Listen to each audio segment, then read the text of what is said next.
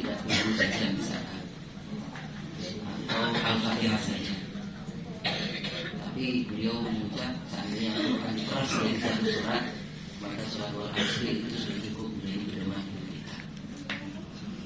Ada pemahaman yang mendalam. Saya kalau lagi sholat sunnah gaya cepat, paling suka itu baca Al-Asri sama Inna Ata'ina, surat terpendek sedunia. Al-Asri 3 surat, Al-Asri 3 ayat, Inna Ata'ina 3 ayat. Cuma lebih pendek Inna Ata'ina, sama-sama 3 ayat. Inna Ata'ina itu ditaruh di rakaat kedua. Kalau di Quran Mushaf Indonesia atau Mushaf standar Madinah yang ini terbitan cetakan Madinah, kadang ada yang satu baris, ada yang 2 baris. Inna Ata'ina, Inna Ata'ina Kautsar, Rasulullah bikawan har, kembali ke Al-Asri. Saya coba menafsiri, tapi hasil tafsiran ini saya belajar dari guru-guru saya. Secara singkat, salah satunya beliau Profesor Dr. Syihab, pakar tafsir Indonesia, yang menuliskan tandem beliau tafsirkan ayat begitu dalam. Wal asri, demi masa. Kalau bahasa Indonesianya masa, tapi asar itu bukan hanya masa yang secara umum. Masa itu waktu itu ada sore, asar, zuhur, pagi, malam, dan seterusnya. Nah, wal asri itu terambil dari kata-kata asar. Surat Yusuf ada ayat ini, ya'asiru khamra, terambil dari kata-kata ya'asiru. Apa maksudnya? Meras. Jadi waktu asar itu waktu ketika baju kita mau kering lebih cepat, itu habis dicuci ya, itu diperas. Kalau nggak diperas kan langsung digantung, nyacap air. Kalau diperas lebih cepat kering. Itu waktu asar. Makanya sholat wusto hampir sepakat ulama 5 itu ya, dari subuh, zuhur, asar, maghrib, isya. Waktu sholat wusto itu adalah sholat asar. Kenapa? Salah satu sholat yang paling berat dilakukan oleh orang munafik, sholat asar dan sholat subuh. Kenapa? Lagi capek-capeknya kerja. Makanya Imam Hanafi menyebutkan dalam fikih Hanafiyah ada asar awal, ada asar sani. Asar awal itu sama seperti mazhab yang lain, Malikiyah, Syafi'iyah, dan Hanabilah, Hanafi, Imam Hambali ya, yang itu dianut mayoritas oleh Mamlaka Saudiyah di sini. Hanafi, bukan Hambali, Imam Hambali. Nah itu ada yang mengenal istilah asar sani. Asar itu dimulai dari ini bayang-bayang matahari, misalkan 1 meter tiang, 1 meter bayang-bayang, lebih 1 cm itu sudah masuk waktu asar. Tapi menurut Imam Hanafi tidak, ada 2. Yang afdal itu asar sani. Apa asar sani? Benda 1 meter, bayang-bayangnya 2 meter. Kira-kira kalau di kita di Indonesia asar jam 3 itu, asar saninya jam 3:30 atau jam 4. Maka lumrah di daerah Jember Selatan ya, mulai dari sekitar Rambi Puji, Balung, Buluan, Ambulu, itu azan asarnya berkali-kali. Ada yang awal, masuk awal tadi itu asar awal, ada yang asar sani. Mungkin ada yang belum selesai kerja di sawah, diadani lagi, sudah waktunya pulang. Sudah waktunya pulang, menyelesaikan tugas dunianya, segera menyelesaikan tugas akhiratnya, itu sholat asar. Jangan sampai menjadi syarif. Sholat asar digabung maghrib.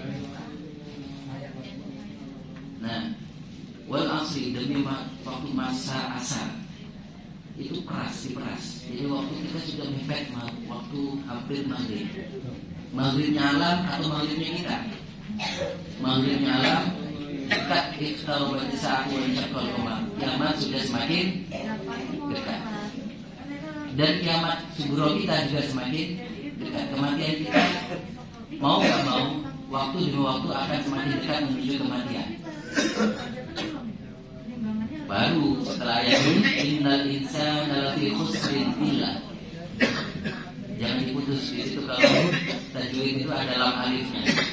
Wal asr innal insana lafi khusrin illa. Sesungguhnya manusia itu merugi semua kecuali. Nah, 4 ini menjadi indikator tidak ruginya manusia. 1, orang yang punya tauhid iman uluhiyah. Yang kedua, punya iman risalah, syahadatain, asyhadu an la ilaha illallah wa asyhadu anna muhammadan rasulullah.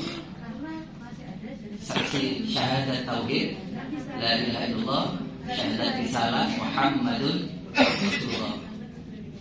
Nah, kemudian bukan hanya di lisan bentuk iman itu, tapi ada buktinya. Tidak serta-merta kita bilang asyhadu an la ilaha illallah wa asyhadu anna muhammadar rasulullah kita dibiarkan oleh Allah. Diuji enggak dikasih sholat 5 waktu yang enggak ada dispensasi untuk ditinggalkan. Makanya dikasih sholat awal-awal waktu di Mekah itu sholat yang paling berat, yaitu sholat tahajud. Setelah itu diturunkan oleh Allah yang awalnya wajib menjadi sunnah, yang kemudian digantikan menjadi sholat 5 waktu. Asal tahu saja, ulama membahas tentang sholat 5 waktu. Sholat 5 waktu itu kelasnya beda-beda.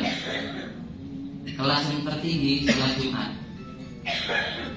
Kelas berikutnya sholat asar hari Jumat. Kelas berikutnya sholat subuh hari Jumat. Kelas berikutnya sholat asar selain hari Jumat. Sholat berikutnya sholat subuh selain hari Jumat. Setelahnya sama sudah, tidak perlu saya terangkan.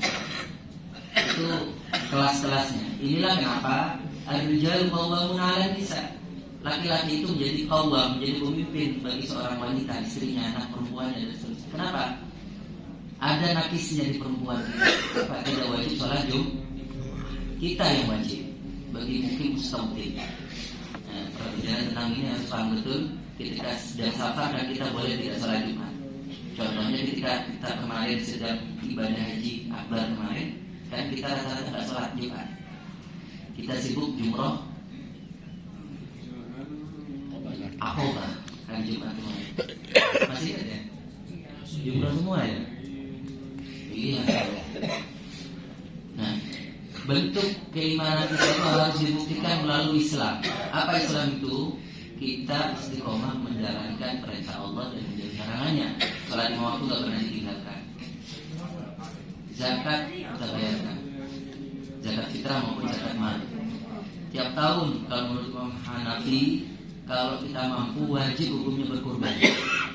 Kurban itu hukumnya wajib menurut Hanafi bagi yang mampu, sama seperti haji. Ya. Itu bentuk dari amil sholihat. Jadi nggak boleh orang itu hanya ngaku saja iman tapi tidak sholat. Kan ada itu orang ngaku iman, ngaku Islam, tidak mau sholat. Itu bukti amil sholihatnya itu sholat pertama. Sholat iman itu dan seterusnya. Rukun Islam yang 5 itu. Alhamdulillah. Sanamu tiap utamanya ibarat gedung Zamzam Tower itu apa? Ujung paling atas itu. Jam yang paling besar itu, jam gadang itu ya, yang terbesar sedunia. Itu haji. Makanya haji diwajibkan seumur hidup hanya 1. Itu pun man istata'a ilaihi sabila. Alhamdulillah kita pada syukuri, kita tahun ini diizinkan oleh Allah dikaruniai bisa menunaikan ibadah haji kita. Saya yakin haji mabrur. Amin. Nah, dalam proses kita itu menjalankan bukti keimanan berupa amil sholihat itu, sholat 2 waktu yang tetap dijaga dan seterusnya. Pulang ke rumah kita ngajak orang lain untuk sholat, tetap berdamai. Itu butuh 2 modal utama. Modal pertama ilmu. Ilmu itulah yang mengantarkan kita ke jalan yang benar. Maka yang pertama tawassaw bil haq. Hal al-haq wal ilm. Orang nggak bakalan tahu kebenaran kecuali menggunakan ilmu. Dalam proses menjalankan ilmu ada proses, Pak. Apa itu? Kita butuh kesabaran. Kita menjadi tua seperti sekarang ini, gak ujuk-ujuk tua kan? Kita pernah menjadi anak-anak, kita pernah menjadi pemuda, kita pernah menjadi pengantin baru. Sekarang kan sudah pengantin baru seperti saya ini baru 30 tahun nanti. Ya, Bapak 33 tahun. Ya, 50 tahun. Alhamdulillah skornya 8. Saya kalah. Saya skornya setengah lusin. Pak Zainul Manaf ini paling banyak skornya. 1 tambah 1 sama dengan 9 dia ini. 1 suami, 1 istri, 1 ayah, 1 ibu, anaknya 8. Jago semua, Pak. Jadi nambah 3 lagi, jadi ke-11an. Asalkan lagi semua. Ya. Nambah lagi. Nah, dalam proses kehidupan itu kita butuh kesabaran, Pak. Sekali lagi butuh sabar. Sabar itu saya ulang, butuh amunisi usia yang panjang. Apa maksud saya? Rahasia Allah di surat Al-Imran ayat 200. Ya ayyuhalladzina amanu sabiru, sabar secara biasa. Kamu ditendang, mungkin orang yang tendang itu nggak tahu. Ditendang lagi, pandang dia. Kenapa aku ditendang? Yang ketiga kok ditendang lagi, tendang balik. Bukan karena balas